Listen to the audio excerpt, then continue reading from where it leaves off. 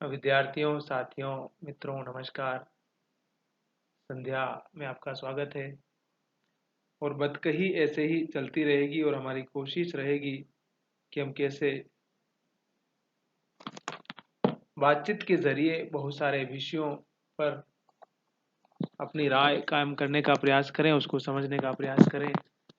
और सिलसिला अगर बातचीत से चलता है और बहुत ही साधारण सी बातचीत से चलता है। माय डियर फ्रेंड्स, निराश नहीं होना है या मोटिवेट रखना है, BMW खरीदना है कि नहीं खरीदना है, कि आगे कैसे बढ़ना है, उस सिलसिले को अगर हम बरकरार रखते हैं और समझते हैं तो शायद बहुत सारी चीज़ें हमें समझ में भी आएगी और हम उसकी गहनता, उसकी सघनता को भी समझ पाएंगे।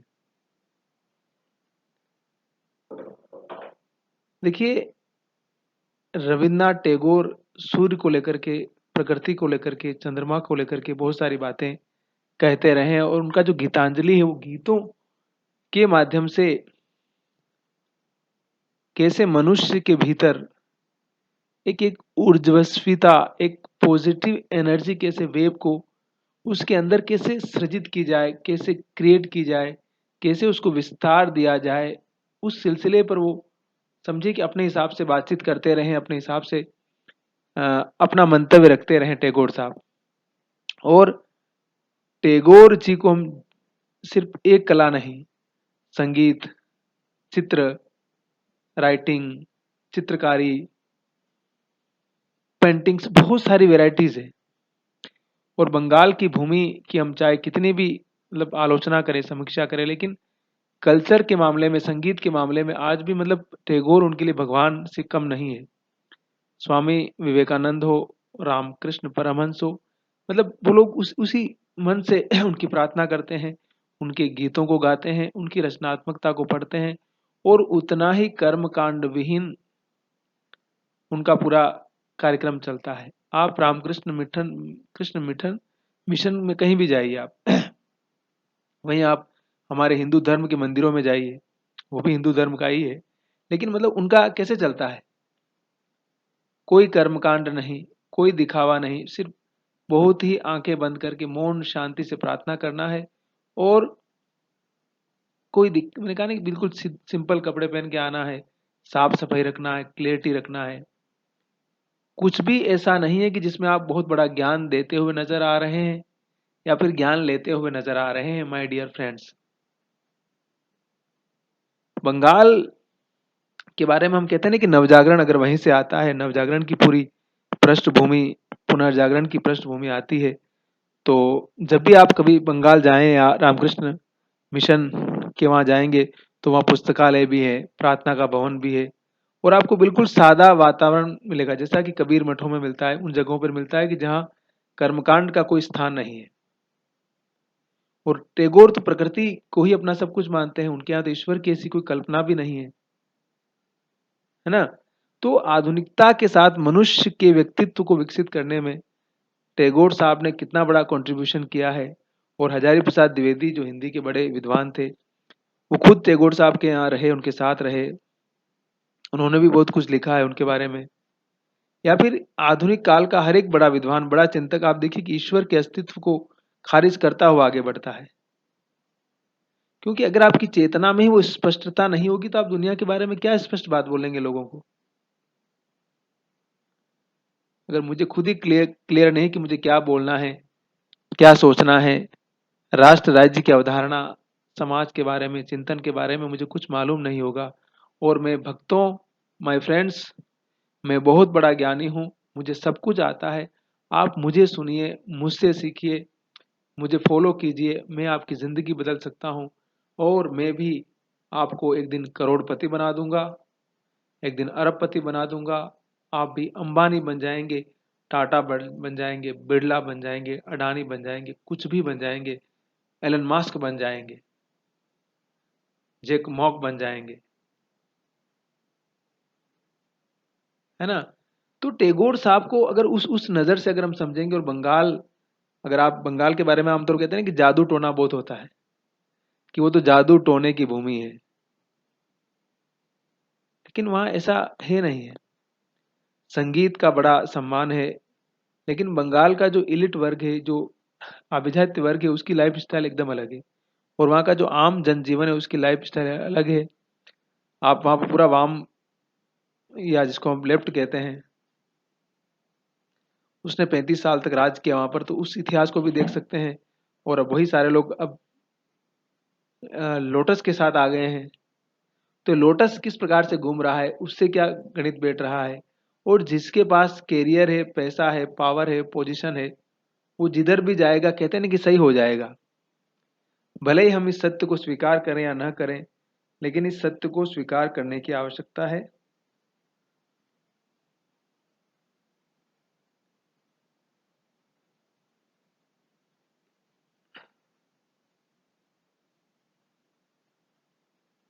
और इस तथ्य को अगर हम समझेंगे तो शायद बहुत सारी चीजें हमें अपने आप पता चलेंगी।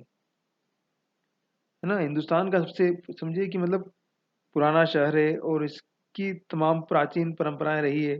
और ब्रिटिशर्स ने जो राज किया है, उनकी बहुत लंबे समय तक कलकत्ता राजधानी भी रही थी।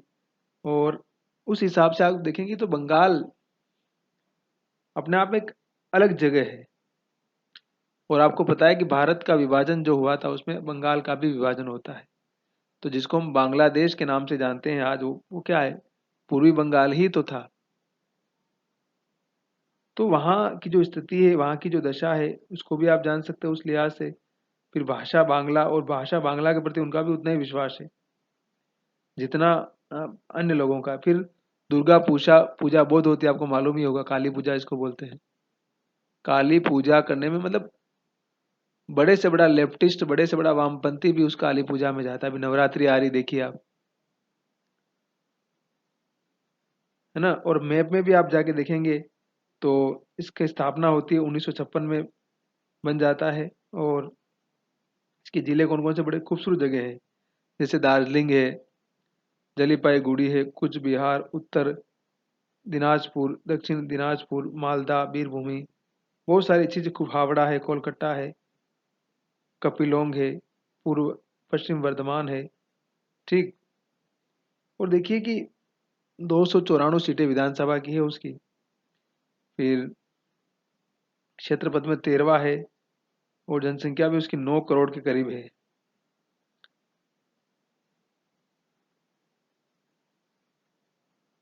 और प्रति व्यक्ति जो आय है वो है 1582 US डॉलर, यानी कि 1,08,000 रुपये है शायद प्रति इस साल की आय होगी। और भाषा बंगला को तो आप जानते हैं, बंगला उनके लिए मतलब भगवान की तरह है भाषा को लेकर, है ना। और अंग्रेजी है ही है। फिर अतिरिक्त भाषाएं तो बहुत सारी क्षेत्रीय भाषाएं हैं ही है। और देखिए उसके अनुसार लिंगानुपात भी ठीक ही है। 1000 में 950 लोग हैं, महिलाएं हैं, तो उस हिसाब से भी ठीक है। 77% लोग लिटरेट हैं, तो उस हिसाब से भी ठीक ही है। और अब देखिए कि बंगाल का जो इतिहास है वो बड़ा प्राचीन रहा है। और 13वीं शताब्दी में यहाँ पर इस्लाम, मैंने कहा ना कि मुस्लिम की आबादी बहुत अच्छी है, इसलिए ही तो बंटवारे के समय इसका विभाजन होता है। और आधा बंगाल समझिए कि पाकिस्तान में, जिसको हम पहले पूर्वी पाकिस्तान कहते थे, लेकिन 71 में बंटवारा होने के बाद वो एक नया देश बनता है जिसको हम आजकल बांग्लादेश के नाम से जानते हैं।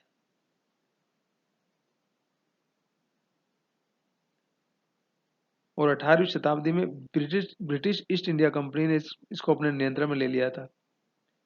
और आज़ादी के समय तक 47 तक उन्हीं के अधीन था ये। तो जो पूर्वी जो मुस्लिम प्रधान था वो, जहाँ मतलब पूर्व का जो क्षेत्र है वहाँ मुसलमान मेजोरिटी में थे, तो वो पाकिस्तान बन गया। और इधर हिंदू मेजोरिटी में थे, तो पश्चिम बंगाल बन गया है। ठीक। देखिए उसके बाद देखिए किसका, यहाँ का जो राज्य पशु है बंगाल बाघ है, राज्य पक्षी श्वेतकंठ कौडिल्या है, राज्य वृक्ष चितौन है, राज्य पुष्प हर सिंगार है। देखिए हर सिंगार का पौधा देखा होगा आपने, कितनी खूबसूरत उसकी पुष्प, उसके फूलों की खुशबू आती है। और इसके पड़ोसी सिक्किम, असम, बांग्लादेश, बंगाल की खाड़ी, उड़ीसा, बिहार, झारखंड है। तो प्राकृतिक रूप से भी बड़ा संबंध समृद्ध है। और गंगा की डेल्टा भी यहाँ खत्म होती है, इसलिए भी अच्छा इलाका है।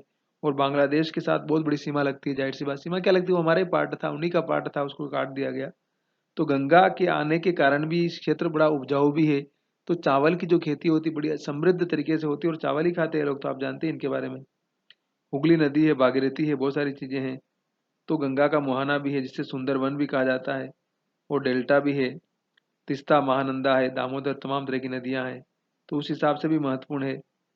फिर इसके जिसको जनपद कहते हैं, जनपद जिसको हम लोग जिला कहते हैं ना, इसको जनपद कहते हैं लोग, यूपी में भी जनपद ही कहते हैं।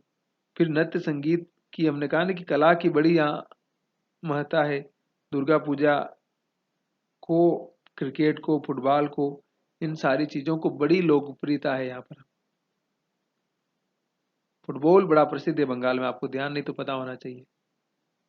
मतलब इतने सारे क्लब, इतनी सारी चीजें होती, देखिए कि मतलब कोई जगह किस चीज से कितनी फेमस होती है, उसकी महत्ता क्या है, इसको भी हम समझ सकते हैं।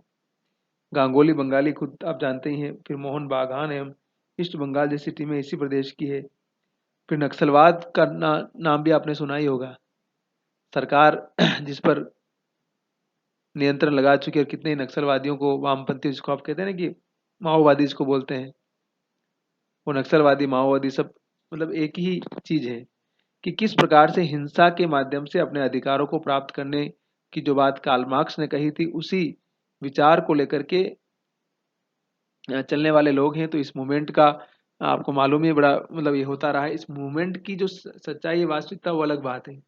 लेकिन नक्सलबाड़ी एक बंगाल का एक गांव है, और वहीं से ये मूवमेंट जब शुरू हुआ था, इसीलिए इसको नक्सलवाद कहा जाता है ना। अभी हम विस्तार में मैं नहीं जा रहा हूं।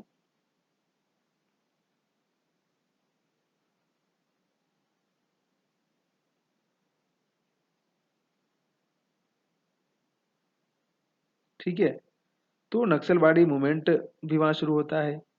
फिर बांग्ला भाषा में एक ही साहित्य आंदोलन हुए, भूखी पीढ़ी आंदोलन, जिसने 60 के दशक में शक्ति चट्टोपाध्याय, मलय राय चौधरी, ऐसे बहुत सारे लोग हैं।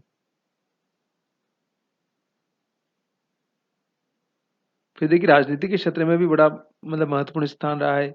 अभी ममता बनर्जी वहाँ की सीएम है, और 35 साल तक हमने कहा ना कि 77 से वहां पर वामपंथ की, या जिसको मार्क्सवाद बोलते हैं, कम्युनिस्टों की सरकार हुआ करती थी। अब कम्युनिस्टों की सरकार ने क्या किया कि नहीं किया, उसके बारे में मुझे गहरी जानकारी नहीं है, लेकिन उन्होंने भी बहुत कुछ अच्छा ही किया होगा, ऐसा तो नहीं कि खराब किया होगा। अभी टीएमसी की सरकार है वहां पर, और कितना अच्छा कर रही है कितना बुरा कर रही है सरकार के बारे में बातचीत नहीं करूंगा। फिर वहाँ के महान लोग कौन कौन है, सुभाष जी हैं, जगदीश चंद्र बसु है, सत्यजीत राय हैं, श्यामा प्रसाद मुखर्जी खुद बंगाली थे, टैगोर साहब हैं, महाश्वेता देवी जी को जानते हैं, विवेकानंद है, सौरभ गांगुली है, शर्मिला टैगोर जो एक्ट्रेस हैं वो भी वहीं की है, अमर्त्य सेन साहब हैं, खुदीराम बोस है, ज्योति बसु है, अभिजीत, बहुत सारे लोग हैं, है ना।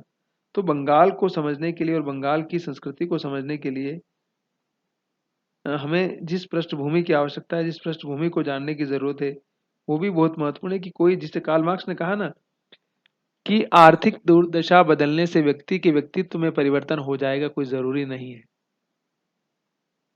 जैसे राजस्थान की हम बात करते हैं तो राजपूताना कहा जाता है। सर विलियम जेम्स टार्ट ने एनाल्स एंड एंटिविटीज ऑफ राजस्थान लिखा, जो आप किस किताब से परिचित है, राजस्थान का पूरा इतिहास लिखा उसने।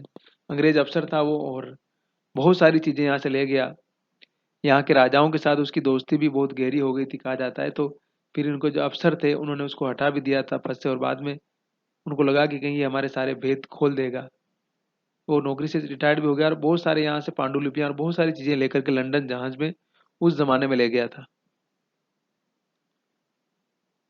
राजपूताना यानी कि यहाँ की सारे स्टेट थे ना, रॉयल स्टेट, तो इसलिए कहा जाता है। बाद में राजस्थान बन गया है 47 के बाद।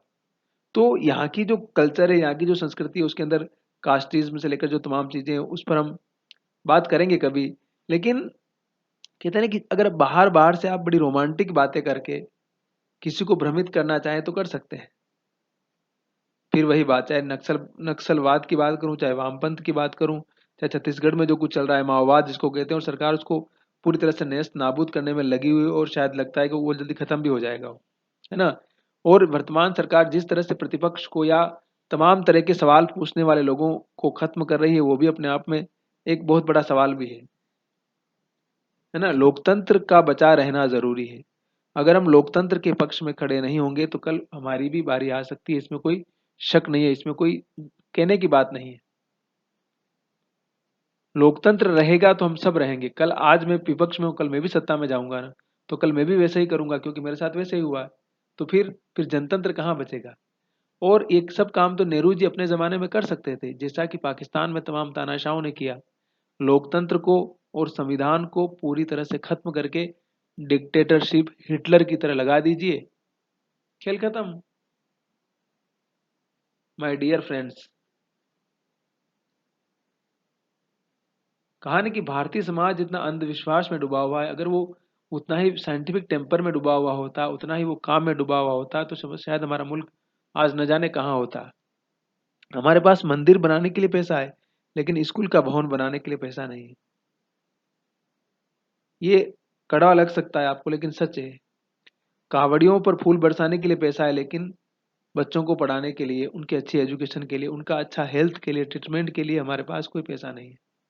हम श्रद्धा और भक्ति में इतने डूब चुके हैं कि जीवन के यथार्थ से जैसे हमारा वास्ता ही कट चुका है, खत्म हो चुका है। आदमी कहते हैं ना कि बहुत सब कुछ अर्जित करने के बाद फिर वेलफेयर के काम शुरू करता है, बाकी चीजों में जाता है। इंसान को वैराग्य आमतौर पर तभी प्राप्त होता है जो सब कुछ भोग चुका होता है, मतलब भोग विलास में डूब जाता है, तो फिर उसको वैराग्य प्राप्त होता है। एक कॉमन सेंस बता रहा हूँ, एक जो सामान्य बात है। जैसे महात्मा बुद्ध के बारे में कहते हैं ना कि उनके पास सब कुछ था,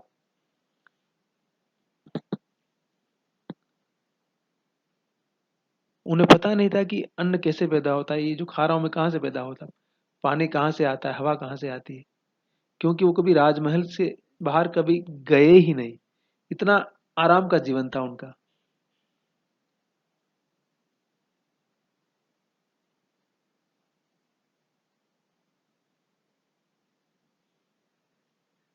लेकिन जिंदगी जो मनुष्य को सिखाती है वो शायद कोई भी नहीं सिखा सकता है, कोई भी उसकी बराबरी कभी भी नहीं कर सकता है। इस बात को भी जानना, समझना, ग्रहण करना, माय डियर फ्रेंड्स, बहुत जरूरी है।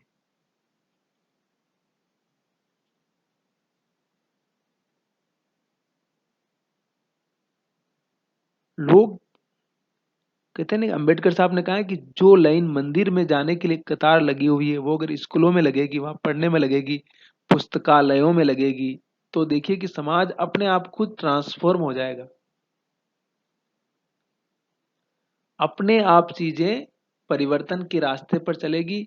और ये परिवर्तन का जो रास्ता है, ये जो परिवर्तन का जो आयाम है, इसका महत्व भी हमें खुद ब खुद समझ में आएगा। हम इसकी गहराई, इसकी वास्तविकता को समझ पाएंगे। मैंने कहा ना, मैं न कोई ज्ञान दे रहा हूं, न कोई उपदेश दे रहा हूं, न कोई उपदेशक हूं। मैं वो सामान्य सी बातें कर रहा हूं, जो सामान्य सी बातें सब कोई जानते हैं, सबको पता है। सबको पता है कि घर चलाने के लिए पैसे की आवश्यकता पड़ती है, पैसा हर किसी के लिए जरूरी है। शाम को खाना भी चाहिए, कपड़ा भी चाहिए, जूता भी चाहिए, सब कुछ चाहिए। बच्चों की फीस भी जमा करनी है, उनके लिए जूते भी लाने हैं, उनको घुमाने घुमाने भी ले जाना है, उनके लिए मनोरंजन की व्यवस्था भी करनी है।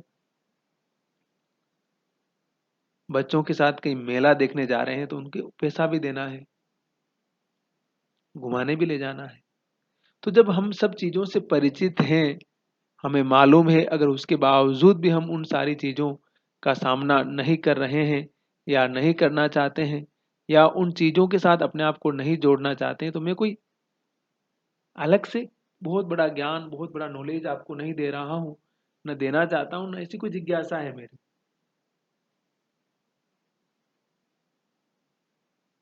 गांधी कहते हैं ना कि मैं कुछ नई बात नहीं कह रहा हूं, मैं वही पुरानी बातें हैं उनको दोहरा रहा हूं, शायद आपको याद दिला रहा हूं।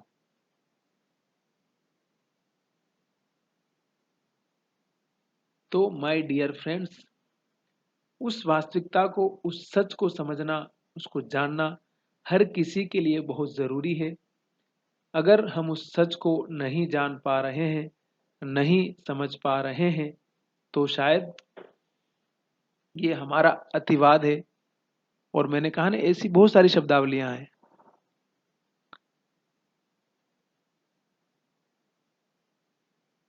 जिन शब्दावलियों को, जिन शब्दों के अर्थ को, मर्म को जानना बहुत जरूरी है। और हमने कहा ना कि छोटी छोटी बातें कैसे हमारे ध्यान को पूरी तरह से बदल सकती है, हमारे चिंतन को बदल सकती है, हमारी सोच को बदल सकती है, हमारे विचार को बदल सकती है। और ये बदलने का जो सिलसिला है, जो बदलने का जो क्रम है, वो अपने आप हमारे लिए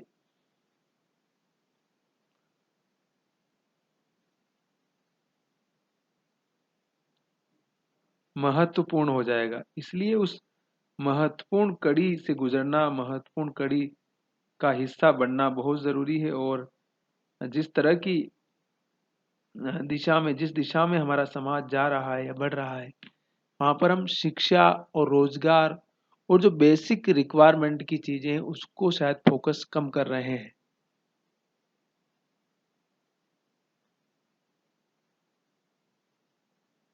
क्योंकि अगर किसी समाज की आर्थिक दुर्दशा लगातार घटती जाएगी और हम सिर्फ बाहर की चमक दमक में और ब्रांडिंग की दुनिया में चले जाएंगे, तो शायद हम वास्तविकता के साथ भी उसको नहीं जोड़ पाएंगे।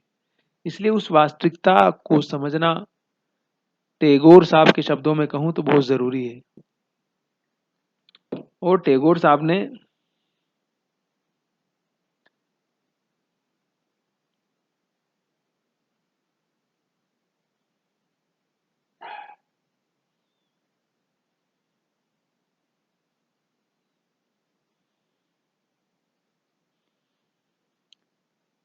अपनी तमाम कविताओं में जो बातें कही है, वो बड़ी ही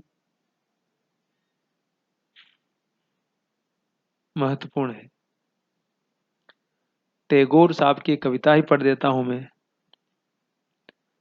छोटी सी कविता है, समालोचक। समालोचक जो जो मतलब चीजों को इवेलुएट करता है, उनका मूल्यांकन करता है, उनको समझने का प्रयास करता है। हंस कुमार तिवारी ने इस कविता का हिंदी में अनुवाद किया है, क्योंकि आपको मालूम है वो तो बांग्ला में ही लिखते थे। पिताजी क्या तो स्वयं किताबें लिखते हैं, खाक समझ नहीं आता क्या जो लिखते हैं। उस रोज मुझे पढ़कर सुना रहे थे, समझा था सच सच बता मुझे, इसे लिखने का फिर तू ही बता क्या होगा भला। तेरे मुंह से जैसी बातें सुना करता हूँ, वैसी क्यों नहीं लिखते वे। दादी जी ने उनको क्या कभी राजा की कोई कहानी नहीं सुनाई। ये सब बात वे भुला बैठे शायद, नहाने में देर हुई देख तुम उन्हें पुकारती ही रह जाती हो। खाना लिए बैठी रहती हो तुम, उन्हें इसकी सुध ही नहीं रहती। सब समय लिखना और लिखने का खेल।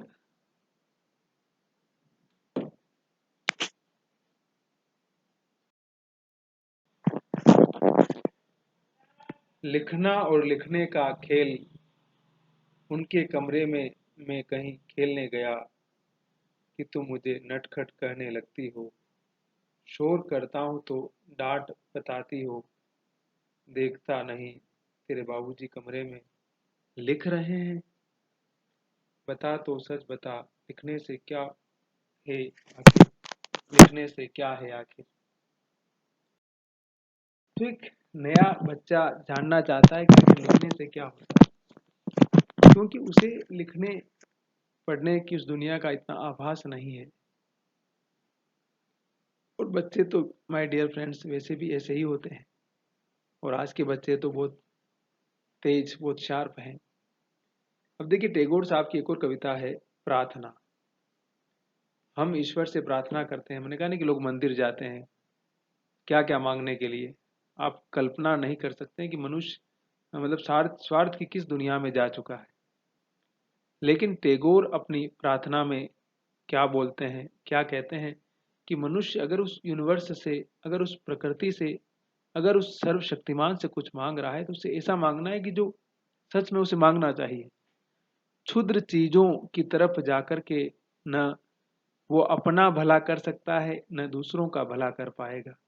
इस वास्तविकता को अगर वो समझ जाएगा, जान जाएगा, तो शायद जीवन को और बेहतर तरीके से समझने का उसे सूत्र मिलेगा, उसे ज्ञान होगा।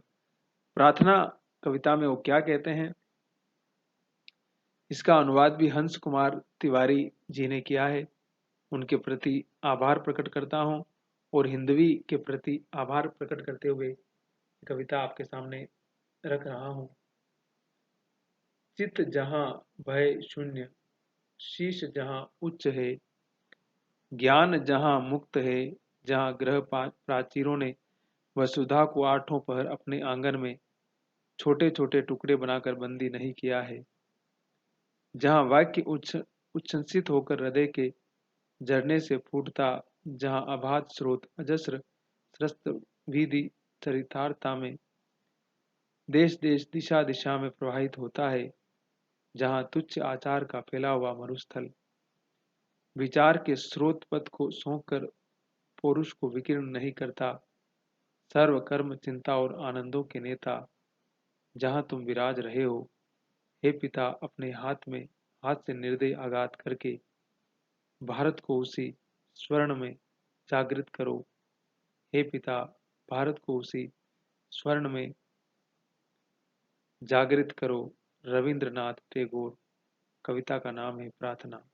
तो कह रहे कि मतलब हमें ऐसा जीवन चाहिए, एक ऐसी दुनिया चाहिए कि जहाँ हम खुद इस तरह की तमाम तरह की भयमुक्त जिंदगी जिए और बेहतर जिंदगी जिए, जहाँ मनुष्य अपने होने के एहसास के भीतर की अनुभूति कर सके और खुद वो महसूस करे कि जिंदगी क्या है, जिंदगी के मायने क्या है, मतलब क्या है, और तमाम तरह की झूठ प्रपंच धोखे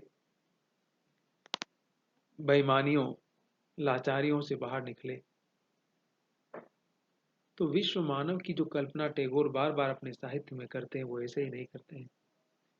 टैगोर का चिंतन विश्व, इसलिए उन्होंने विश्व भारती की स्थापना की। आपको मालूम होगा उनके विश्वविद्यालय का नाम ही है विश्व भारती। कभी जाइए कलकत्ता तो उसके पास में ही है, घूम के आइए, देख के आइए कि टैगोर का सपना कितना बड़ा था और कैसे उन्होंने साहित्य कलाओं और मनुष्य के विधान को बदलने के लिए, मनुष्य के चिंतन को बदलने के लिए क्या किया। इस तरह से अगर हम समझेंगे टैगोर साहब को और बंगाल की उस पूरी धरती को, तो आपको पूरा कॉलोनियल सिस्टम का जो मतलब स्ट्रक्चर था वो भी समझ में आएगा और उसकी परंपरा, उसका इतिहास, उसकी संरचना, उसके आधार भूमि को अगर आप समझेंगे तो उसके माध्यम से शायद हम आधुनिक भारत की आज़ादी का जो कॉन्सेप्ट है उसको भी समझ पाएंगे और ब्रिटिश हुकूमत का जो साम्राज्य था उसकी अंधेरगर्दी या उससे जो फायदा मिला उसको भी समझ पाएंगे। तो बतकही ऐसे ही जारी रखिए हमारे साथ और बातें करते रहिए और लाइक सब्सक्राइब शेयर ज़रूर कीजिए। हम मिलते हैं, आपके साथ बने रहेंगे ऐसे ही।